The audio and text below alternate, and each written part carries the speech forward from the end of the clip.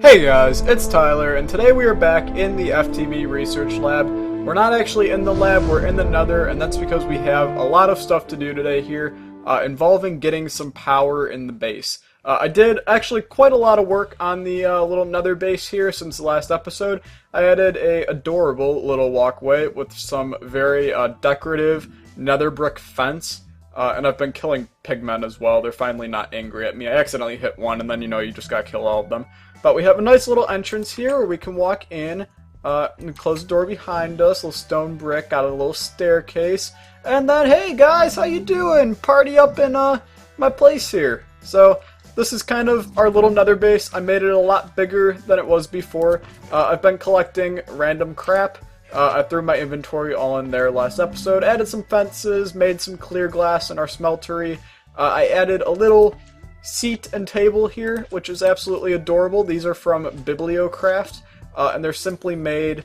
The seat is just some wool and some wood stuff, and then the table is very simply some slabs and some planks. Very easy to make, very decorative, and you can also place stuff onto the table as so, which is absolutely fantastic.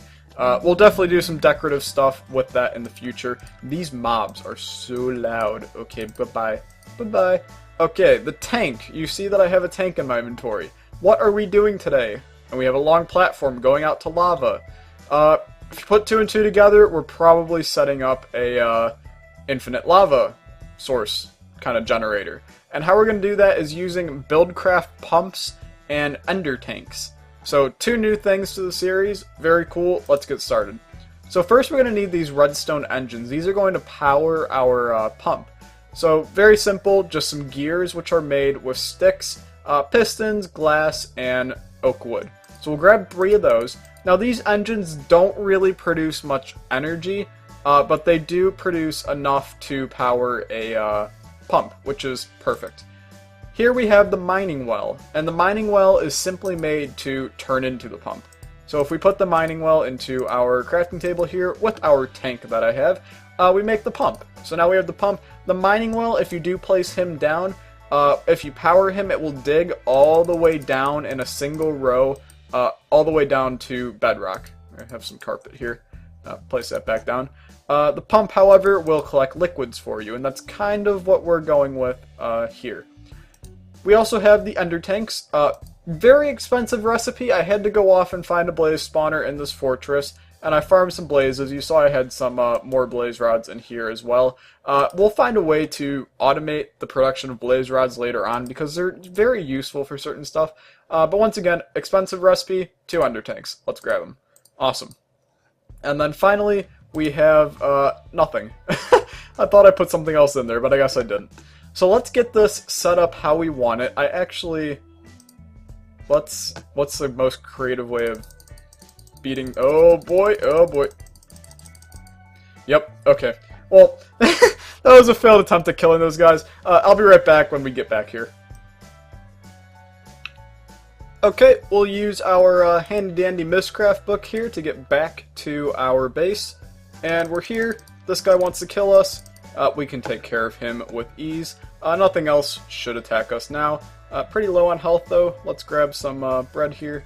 And I'm full on hunger. Wow, I'm derping a lot this episode already. That's not good. Anyway, let's go set up our pump. I want to grab a little bit of nether rack, our engines, and then we're going to need these rose reds. So let's go all the way out onto our bridge. I made it so that we're right above a big, large pool of lava, which is very helpful.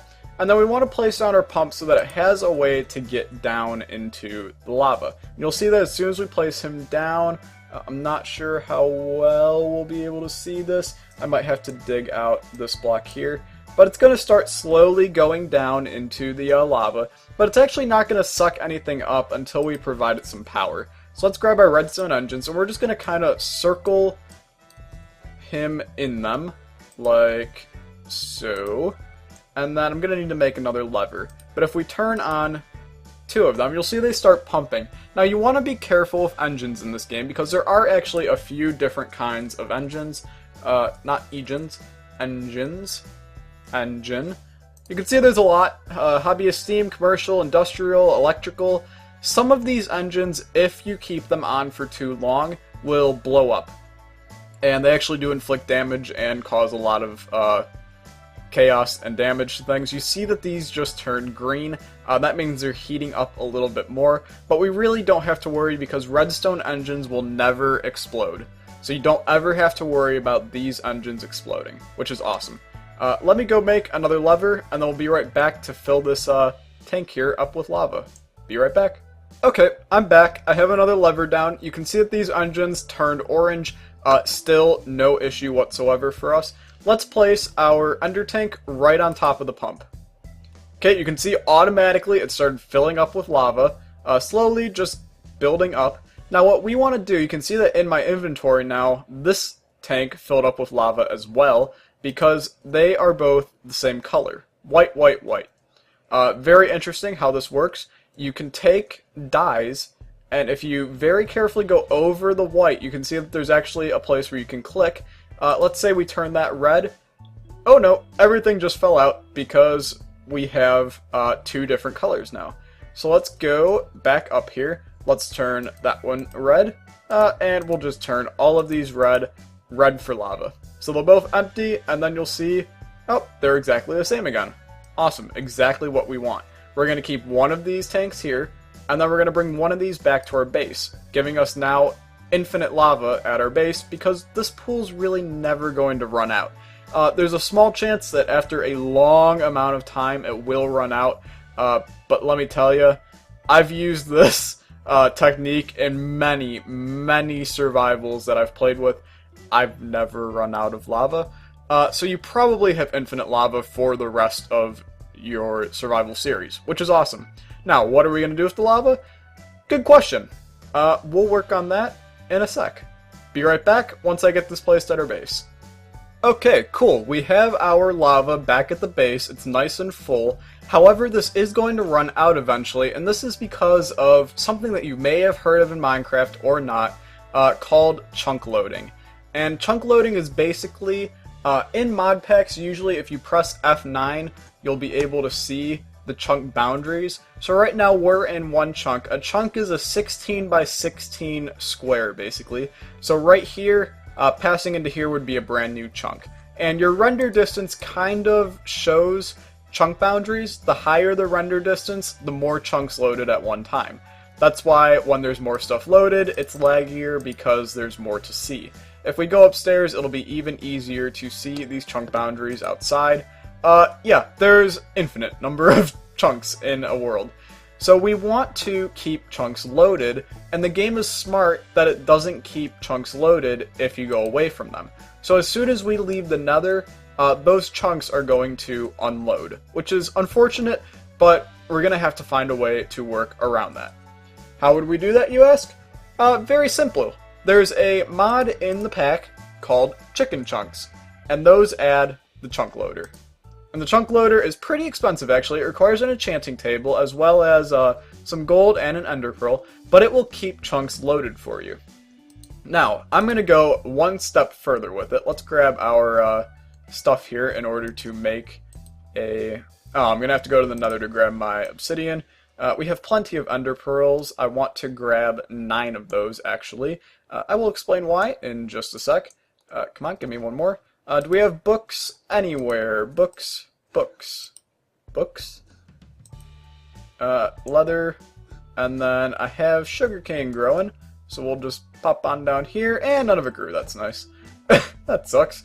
Let's go maybe in our Mistcraft. This is totally going to become a little passageway for me now. So we're going to get that fixed up already. And pop that off. Awesome. Mistcraft stuff. There's a chance that we might... Where did I put that?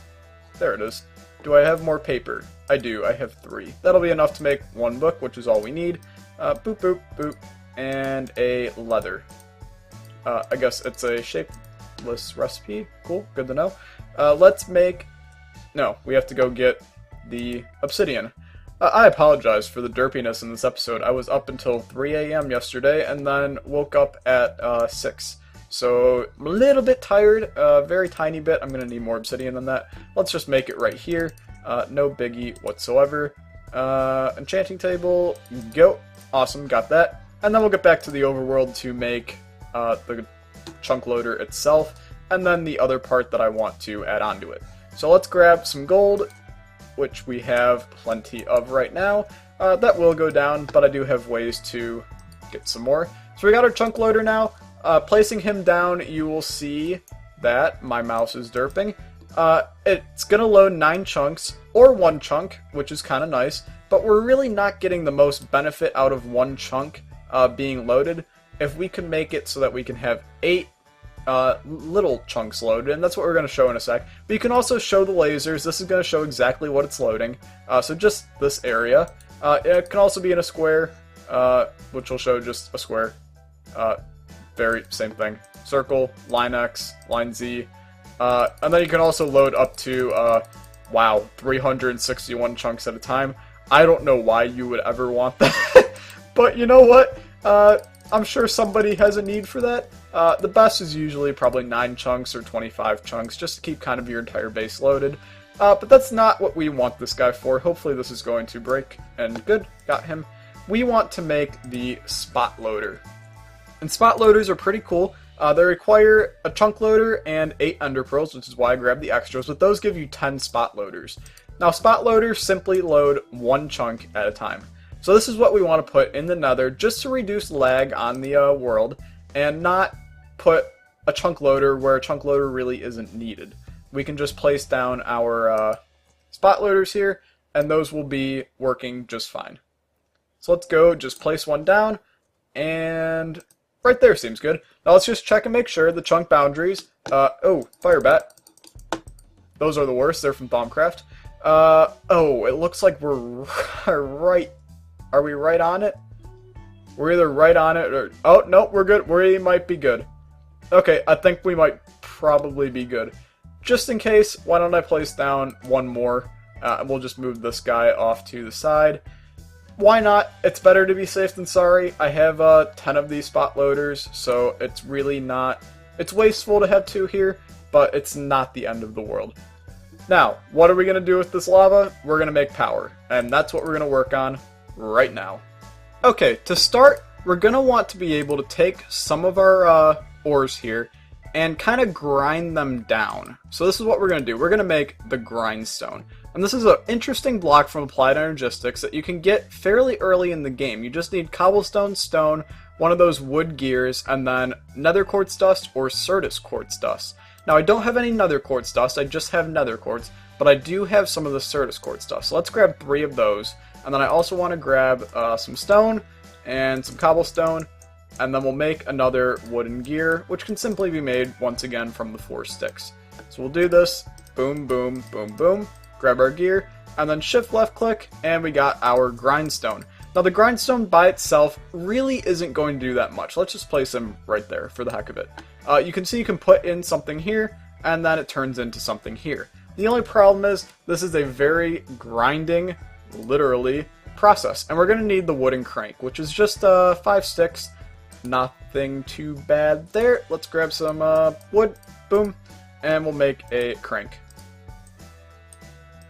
This is a manual grinding ores mechanism. We just right click the crank onto there, and then if we were to have any ore, so for instance an iron ore, we can put the iron ore into here, and then if we just hold down right click, this is going to grind it. And this is long, this is boring, but it is an early way game of doubling your ores, because as you do this, the crank just broke. That's another little thing. If you crank for a bit too long, then you end up with, yeah, broken cranks. Now, we got 2 iron dust out of that, and then the iron dust we can use to smelt into an iron ingot. So from 1 ore, we got the 2 dusts, which could... Hi, sheep. Just welcome yourself into the home. Okay, that's fine.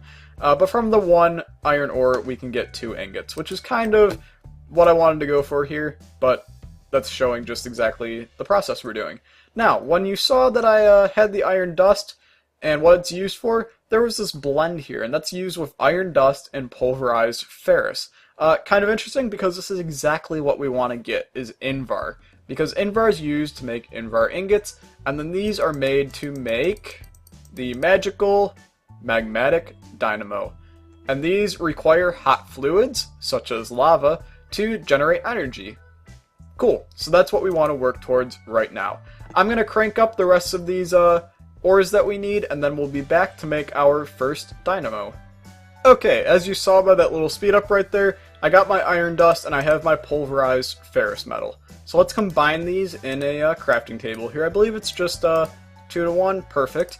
That will give us 12 invar. Now 12 invar, let me tell you, that's really not that much. We want to get a lot more of this stuff, because one magmatic dynamo requires 2 invar gears, which is 8 invar right there, as well as another 3, I believe, for just the dynamo itself. So that's going to require 11 per dynamo. We can make one, oh, and then I believe this transmission coil, oh, that's just silver. Okay, so we can actually make at least one dynamo this episode.